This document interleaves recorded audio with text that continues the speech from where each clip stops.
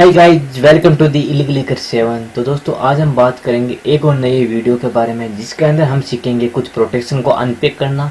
ठीक है, प्रोटेक्शन को अनपैक करना है क्योंकि दोस्तों जब डेवलपर लोग सॉफ्टवेयर को डेवलपमेंट करते हैं या सॉफ्टवेयर को बनाते हैं उस टाइम वो रिवर्स से बचने के लिए फिर क्रैकर से बचने के लिए क्या करेंगे, सॉफ्टवेयर में प्रोटेक्शन तो यूज करेंगे लेकिन साथ में उसको पैक्ड और कर देंगे ताकि उसकी स्ट्रिंग वगैरह उसका ओरिजिनल एंट्री पॉइंट वो किसी को ना मिले।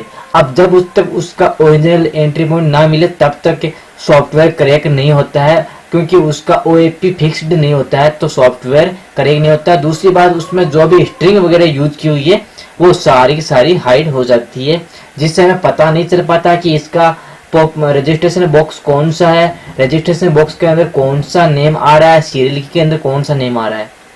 ठीक है, तो दोस्तों आज मैं आपको एक नॉर्मल सा प्रोटेक्शन है जो जिसके यूट्यूब पे बहुत सारे वीडियो भरे पड़े हुए हैं, इंटरनेट पे आपको मिल जाएगा, लेकिन आपको सही सॉल्यूशन या सही आपको बताता नहीं है कोई कि एक्चुअल में उसका पैकेट करना कितना मुश्किल है या फिर आसान, अगर करेंगे तो कैसे करेंगे ऐसा कोई बताता नहीं है।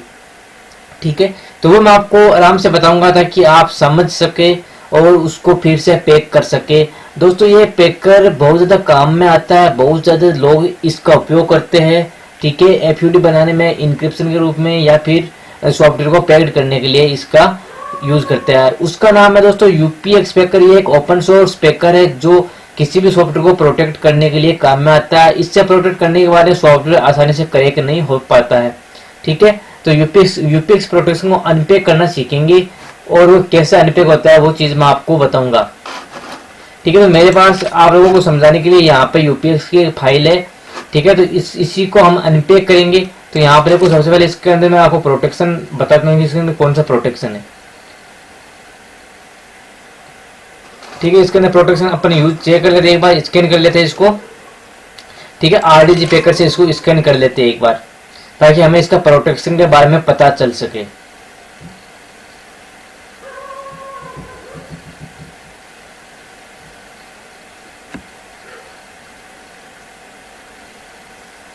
देखिए दोस्तों, इसके अंदर UPX प्रोटेक्शन बता रहा है क्योंकि इसके अंदर UPX प्रोटेक्शन ही यूज किया हुआ है। ठीक है, तो इसको हम अनपैक करना सीखेंगे आज। और आपको एक चीज और बता रहा हूँ, इस सॉफ्टवेयर को जैसे हम ओपन करते थे ओपन तो हो जाता है आराम से, लेकिन अगर ऐसा ही कोई और सॉफ्टवेयर हो जिसके अंदर कोई प्रोटेक्शन यूज किया हुआ हो और उसके अंदर UPX प्रोटेक्शन हो तो वो आसानी से क्रैक नहीं हो पाता है। तो इस सॉफ्टवेयर हम क्रैक भी करेंगे और साथ में अनपैक करना भी सीखेंगे। ठीक है, तो और आपको एक चीज और दिखा रहा हूँ, इसके अंदर आपको ये स्ट्रिंग वगैरह वो आपको नहीं मिलेगी। तो उसके लिए अपन क्या करेंगे, इसको सॉफ्टवेयर को XDBG के अंदर लोड कर देंगे क्योंकि इस सॉफ्टवेयर को हमें अनपैक करना। अनपैक आप XDBG OLEDBG से आराम से कर सकते हो क्योंकि इसके अंदर एडवांस डिबगिंग ऑप्शन आते हैं ताकि आप बहुत कुछ इससे जान सकते हो, किसी भी सॉफ्टवेयर के बारे में या किसी भी EXE फाइल के बारे में या फिर आप किसी भी बाइनरी फाइल के बारे में आसानी से जान सकते हो। ठीक है, तो दोस्तों ये इस तरह से यहाँ पर लोड हो गया। अब यहाँ पर दोस्तों जो UPX का प्रोटेक्शन होता है उसके अंदर सबसे पहले ये पुश एड पे आ जाता है। ठीक है, पुश एड पे आ जाता है। अब ये एंट्री पॉइंट इसको मान रहा है, एक्चुअल में इसका ये एंट्री पॉइंट है नहीं, लेकिन ये एंट्री पॉइंट इसको मान रहा है। अब अपन क्या करेंगे, इसकी राइट क्लिक करेंगे और यहाँ पे जाएंगे सर्च फॉर और यहाँ पे जाएंगे ऑल मॉड्यूल और यहाँ पे स्ट्रिंग रेफरेंस पे क्लिक करेंगे। दोस्तों आपको यहाँ पे ऐसी कोई स्ट्रिंग रेफरेंस इसके अंदर नहीं मिलेगी, अगर मिलेगी तो वो जो UPX खुद बनाता है वैसी कुछ आपको मिलेगी। ठीक है, अब यहाँ पे देखो दोस्तों, यहाँ पे आपको इस तरह से आलतू फालतू स्ट्रिंग मिलेगी जो स्ट्रिंग हम लोगों ने यूज नहीं की या फिर हमने जब सॉफ्टवेयर बनाया तब इससे स्ट्रिंग यूज नहीं की या फिर जिसने सॉफ्टवेयर बनाया उसने भी ये यूज नहीं किया। ठीक है, अब मैं आपको एक चीज और दिखाता हूँ। यहाँ पे सबसे पहले अपन क्या करेंगे, सॉफ्टवेयर को रन करेंगे। ठीक है, और यहाँ पे ये वार्निंग दे रहा है। ठीक है, वार्निंग। ठीक है, तो यहाँ ये वार्निंग दे रहा है, तो यहाँ पे देखो आई एम स्टूपिड। ठीक है, अब मैं इस पे यहाँ पे सर्च करता हूँ नेग स्क्रीन। ठीक है, नेग स्क्रीन, लेकिन यहाँ पे देखो ऐसा कोई भी नेग स्क्रीन आई एम स्टूपिड ऐसा कोई भी मैसेज नहीं आ रहा है। मैसेज क्यों नहीं आ रहा है, क्योंकि दोस्तों ये पैक्ड सॉफ्टवेयर प्रोटेक्टेड है। ठीक है, इसलिए ये इसमें नहीं आ रहा। तो ये आपका यूपीएस का प्रोटेक्शन, जब आप सॉफ्टवेयर को डिबगिंग करोगे तो आपको पता चलेगा। ठीक है, अब अपन क्या करेंगे, इस सॉफ्टवेयर को करेक्ट करेंगे। करेक्ट करने के लिए या अनपैक करेंगे। तो यहाँ पर आपको पुश एड, जैसे आप चाहे यूपीएस का प्रोटेक्शन हो, चाहे कोई से भी सॉफ्टवेयर में यूपीएस का प्रोटेक्शन हो, जब आप उसको करेक्ट करना चाहोगे या डिबगिंग करोगे तो डायरेक्ट उसका जो एंट्री पॉइंट है वो पुश एड पे आ जाएगा। देखो यहाँ पे पुश एड पे आ जाएगा, और यहाँ पे जो इसका मेन एंट्री पॉइंट है वो इसका रियल एंट्री पॉइंट नहीं है, ये यूपीएस के द्वारा फेक एंट्री पॉइंट बनाया गया है। ठीक है, उसको हम फिक्स करके इसको अनपैक करेंगे। तो अपन क्या करेंगे, सिंपली यहाँ पे देखो स्टेप इनटू है और यहाँ पे स्टेप ओवर है। तो स्टेप ओवर से हम क्या लेंगे, पुश एड से एक स्टेप नीचे लेंगे। देखो मैं इसको प्रेस करता हूँ तो यहाँ पे हम नीचे आ गए। ठीक है, यहाँ पे मूव ESI। ठीक है, मूव ESI। तो यहाँ पे देखो रजिस्टर सेक्शन है, इस रजिस्टर सेक्शन में जो आपका ESP रजिस्टर है वो यहाँ पर रेड हो गया। ठीक है, ESP रजिस्टर यहाँ पर रेड हो गया। अब यहाँ पे ESP रजिस्टर इसलिए रेड हुआ है क्योंकि आपका जो ESI जो ये मेन एड्रेस है, ये जो एड्रेस, ये एड्रेस आपका ESI रजिस्टर को ये भेजेगा। तो इस अपन क्या करेंगे, जो ESP रजिस्टर के अंदर जो एड्रेस है, जो मशीन एड्रेस है, इसको अपन क्या करेंगे, डंप करेंगे। ठीक है, यहाँ पे जो डंपिंग सेक्शन है इसके अंदर इसको डंप करेंगे। तो यहाँ पे अपन इस पर राइट क्लिक करेंगे। राइट क्लिक करने के बाद यहाँ पे फॉलो इन डंप। ठीक है, एक तो ये रहा, एक है फॉलो इन डंप। तो यहाँ पे देखो अपन के पास डंप 1, डंप 2, डंप 3, यहाँ पे 4-5 ये डंपिंग ऑप्शन आ रहा है। तो हमें डंप नंबर 1 पे यहाँ पे कर देते हैं। अब दोस्तों आपको ये भी एक पूरा ट्यूटोरियल बनाऊंगा कि डंप क्या है। अभी आपको कुछ नहीं समझना, अभी आपको ऐसा समझना कि डंप नाम की एक फाइल है। ठीक है, जो IIT या फिर जो ओरिजिनल एंट्री पॉइंट उसको फिक्स करती है। ठीक है, तो यहाँ पे फॉलोइंग डंप कर हम डंप 1 कर देंगे। डंप 1 करते देखो दोस्तों, ये जो यहाँ पे जो एड्रेस है, ये एड्रेस यहाँ पे आ गया। देखो ये रहा, यहाँ पे देखो ESP रजिस्टर जो एड्रेस है वो यहाँ पे आ रहा। तो उसके बाद अपन क्या करेंगे, जो ये इसके जो 4 हेक्साडेसिमल वैल्यू इनको हमें सेलेक्ट करना है। ठीक है, 4 हेक्साडेसिमल वैल्यू को यहाँ पे सिलेक्ट करना है। तो यहाँ पे मैं शिफ्ट प्रेस करता हूँ और यहाँ पे इसको चारों को सिलेक्ट कर लेता हूँ। ठीक है, चारों सिलेक्ट हो गए, उसका राइट क्लिक करेंगे और राइट क्लिक करने के बाद में यहाँ पे अपन इसमें एक ब्रेक पॉइंट डालेंगे। लेकिन ब्रेक पॉइंट कौन सा वो आपको करना है, हार्डवेयर एक्सेस करना और यहाँ पे करना डीवर्ल्ड। ठीक है, डीवर्ल्ड। अब डीवर्ल्ड क्या चीज है, डीवर्ल्ड दोस्तों 32 बिट का एक यूजर डाटा मान सकते हो। जो आपका 32 बिट का पीसी होते हैं या 32 बिट का प्रोसेसर होता है, वो उसके अंदर लगे जो रजिस्टर होते हैं वो 32 बिट का डेटा ही स्टोर कर पाते हैं। ठीक है, तो उसको हम डीवर्ल्ड से ब्रेक पॉइंट उसमें यूज कर दिया, ब्रेक पॉइंट डाल दिया। उसके बाद अपन क्या करना है, सिंपली सॉफ्टवेयर को यहाँ पर रन करना है। ठीक है, सिंपली रन करना है यहाँ पे। तो यहाँ पे जहाँ पे जो ब्रेक पॉइंट है उसको इसने टच किया। ठीक है, क्योंकि अपन ने यहाँ पे इसका ब्रेक पॉइंट डाला था यहाँ पे। अब देखो दोस्तों, जब आप यूपीएस का प्रोटेक्शन अनपैक करोगे तो आप डायरेक्ट जंप पे पहुंच जाओगे। ठीक है, डायरेक्ट जंप पे, और यहाँ पे देखो UPX1।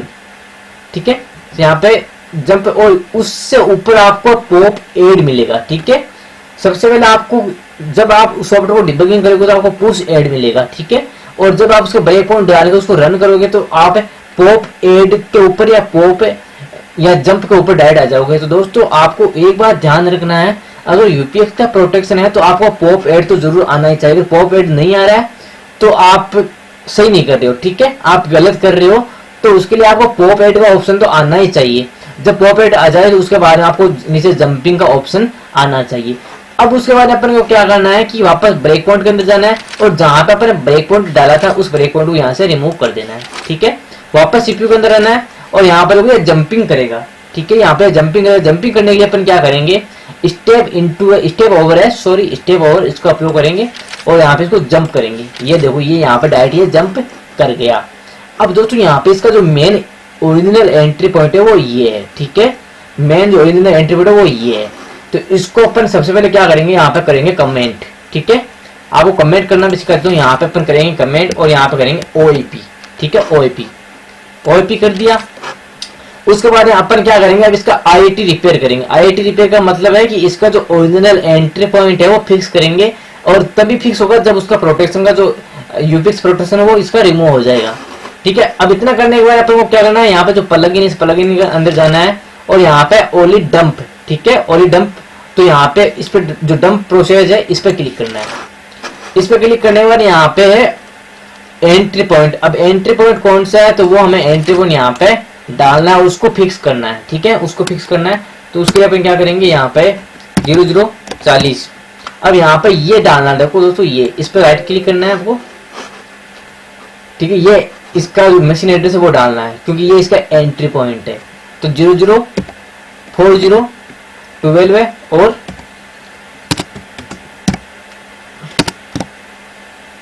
और C0, ठीक है। उसके बाद अपन क्या करना है, इसको डंप कर देना है, ठीक है, सिंपली यहाँ पे इसको डंप कर देना है। तो यहाँ पे ये डंपिंग हो रहा है।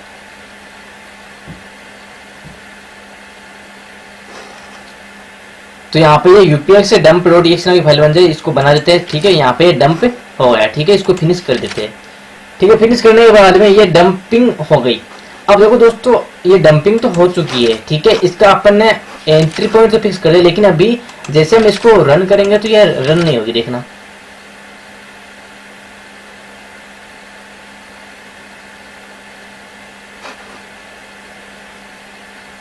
देखो ये रन नहीं हो रही, क्या base the application was unable to start correctly, click होके तो करो दी एप्लीकेशन की, एप्लीकेशन अभी करेक्टली मतलब स्टार्ट नहीं हो रही है। तो इसको अपन फिक्स करेंगे, इससे बोलते हैं दोस्तों IIT रिपेयर, ठीक है, IIT रिपेयर, इससे बोलते हैं IIT रिपेयर।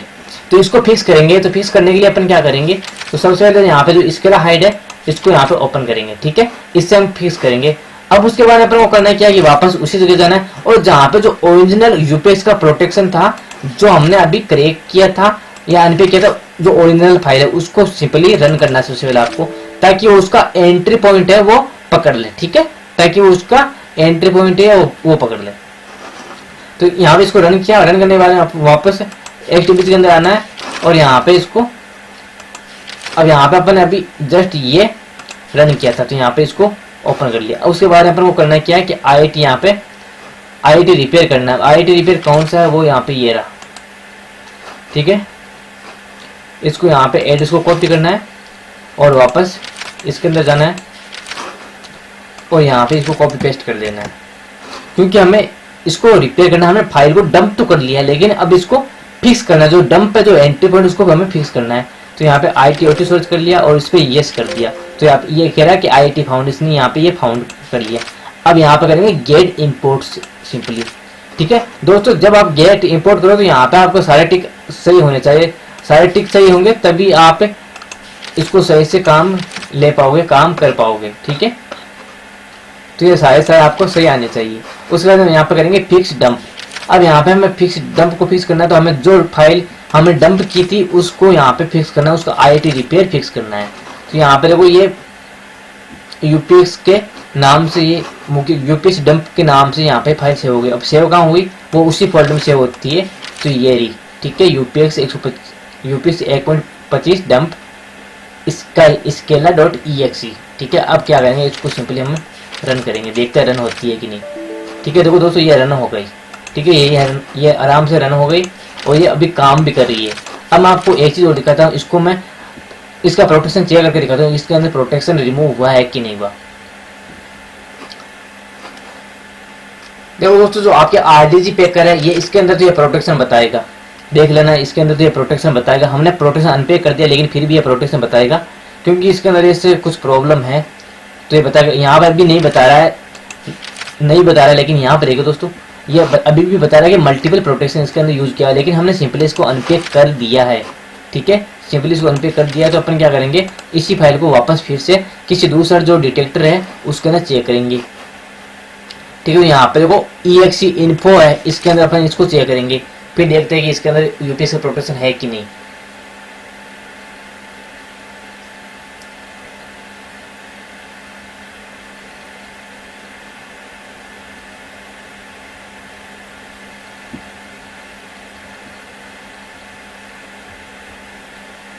यहाँ पर दोस्तों ये ओपन होने में टाइम ले रहा है, क्योंकि दोस्तों बात ऐसी है कि मेरे पास जितने भी जो सॉफ्टवेयर है करिकिंग के, उनके अंदर प्लगइन ऐड किए हुए हैं, जिसके कारण ये सही से काम नहीं कर रहा है। तो यहाँ पे देखो दोस्तों, इसका देखो मेन एंट्री पॉइंट ये है, देखो अपन ने इसको फिक्स किया था, देखो ये रहा, ये ना ये सेम टू सेम ये अपन इसका भी फिक्स किया था, ठीक है। और इसका देखो यहाँ पे अननोन पैकेट प्रोटेक्टर 4 सेक्शन, तो यहाँ पे इसके अंदर कोई सा ऐसा प्रोटेक्शन डिटेक्ट नहीं हो रहा है, ठीक है, ऐसा कोई प्रोटेक्शन इसके अंदर डिटेक्ट नहीं है, इसने ऐसा कोई प्रोटेक्शन नहीं बताया। अब अपन क्या करेंगे कि वापस एक बार आपको एक बार और चेक करके बताता हूँ दूसरा पैकेट डिटेक्टर से, ताकि आपको और पता चल सके। अब मेरे पास एक और है प्रोटेक्शन आईडी, ठीक है, प्रोटेक्शन आईडी नाम के से प्रोटेक्शन डिटेक्टर है, ठीक है, पैकेट डिटेक्टर, उससे हम इसको चेक करेंगे एक बार।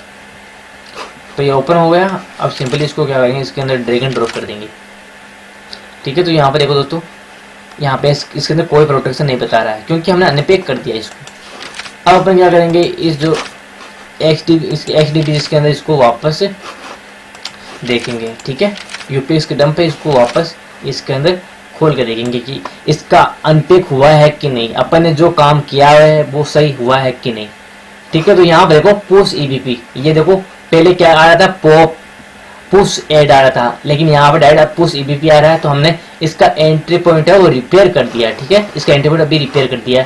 अब अपन क्या करेंगे, राइट क्लिक करेंगे, चेक करेंगे कि हमारे स्ट्रिंग वगैरह काम कर रहे हैं कि नहीं कर रहे, स्ट्रिंग वगैरह शो हो रहे हैं कि नहीं हो रहे। तो सर्च फॉर का R मॉड्यूल के अंदर जाएंगे और यहाँ पे स्ट्रिंग रेफरेंस पे क्लिक करेंगे।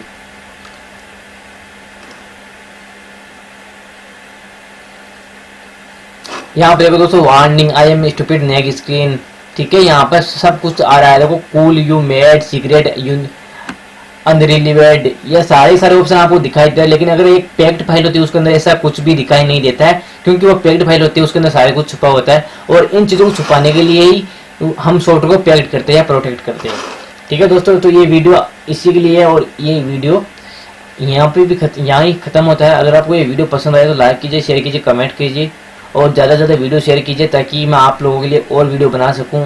क्योंकि आप लोग मेरे को सपोर्ट नहीं करो, जब तक सपोर्ट नहीं करोगे तब तक वीडियो मैं नहीं डालने वाला, ठीक है। अगर आप ज़्यादा से ज़्यादा सपोर्ट करो तो मैं आपको सारे प्रोटेक्शन अनपैक करना सिखा दूंगा आराम से।